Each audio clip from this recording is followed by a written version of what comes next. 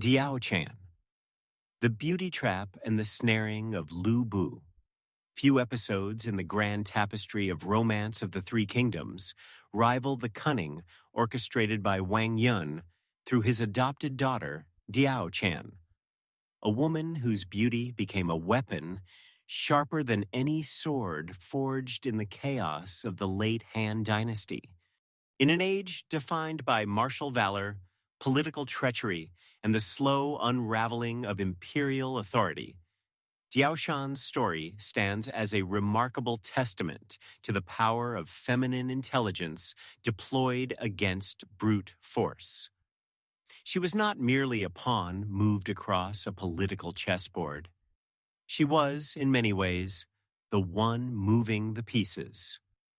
The historical and literary context is essential to understanding the weight of what Diaochan accomplished. Dong Zhuo, the brutal warlord who had seized control of the Han court and reduced the emperor to a puppet, was widely regarded as an unstoppable force. His grip on power rested significantly on one pillar: his adopted son and fearsome general, Lu Bu, widely celebrated as the mightiest warrior of the age, a man so formidable that the common saying placed him above all others. Among men, Lu Bu; among horses, red hair. Wang Yun, the aging minister who despised Dong Zhuo's tyranny but lacked the military means to oppose him directly, understood that the only path to toppling the tyrant ran through Lu Bu. And the only key capable of unlocking Lu Bu's loyalty was desire. Enter Diaochan, one of the four legendary beauties of ancient China, whose face, as legend romanticized it, caused the moon itself to hide in shame. Wang Yun's scheme, known in Chinese strategic tradition as the beauty trap, Mei Ren Ji, Mi Ren Ji, was deceptively elegant in its construction. He first presented Diaochan to Lu Bu as a promised bride, allowing the warrior to fall deeply, recklessly in love. Then, before that promise could be fulfilled, he gifted her instead to Dong Zhuo as a concubine. The trap was set. What followed was a masterclass in emotional manipulation, not crude or accidental, but precise and deliberate. Diaochan's brilliance lay in her ability to perform two contradictory roles simultaneously and convincingly. To Dong Zhuo, she was the devoted, adoring concubine, attentive, submissive, ever smiling.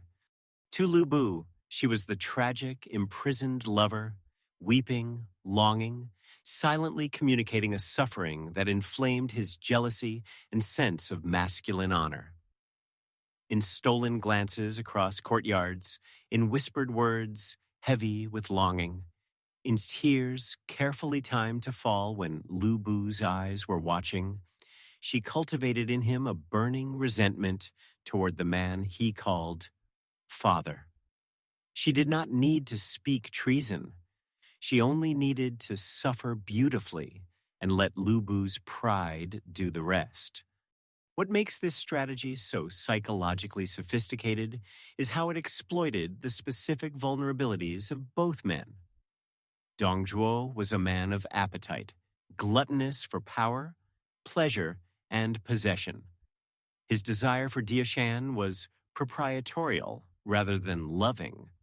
She was a trophy, a luxury good that affirmed his supremacy. He trusted her because powerful men often mistake compliance for loyalty. Lu Bu, by contrast, was a man of ego, valiant but vain, fierce but emotionally impulsive, driven by a personal code of honor that, when sufficiently wounded, eclipsed even his bond of filial duty.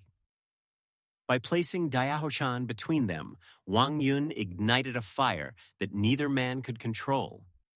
Dong Zhuo's possessiveness and Lu Bu's wounded pride became incompatible forces. each feeding on the other until their alliance shattered beyond repair.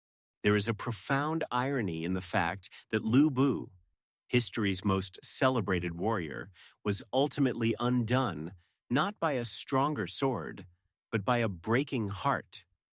His martial genius, the very attribute that made him so dangerous, proved entirely useless against the architecture of emotion that Diaochan constructed around him.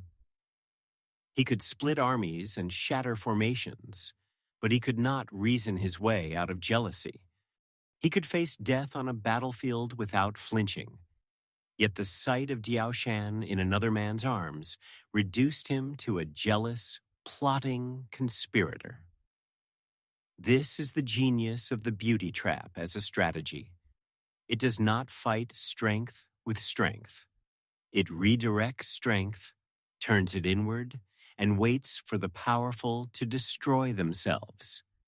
It would be reductive, however, to read Diachan's story purely as a tale of political utility. Her character, particularly as romanticized in Luo Guanzhong's novel, carries genuine moral complexity. She was a woman operating in a world that gave women no formal power whatsoever.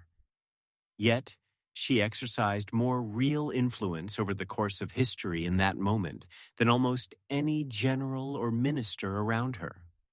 Whether she acted out of patriotic duty, personal loyalty to Wang Yun, or a more complex inner life of her own ambition and sorrow, the text leaves tantalizingly ambiguous. She is simultaneously victim and agent, instrument and architect. Diachan's legacy in Chinese cultural memory endures precisely because her story touches something universal. The recognition that power rarely operates only through force.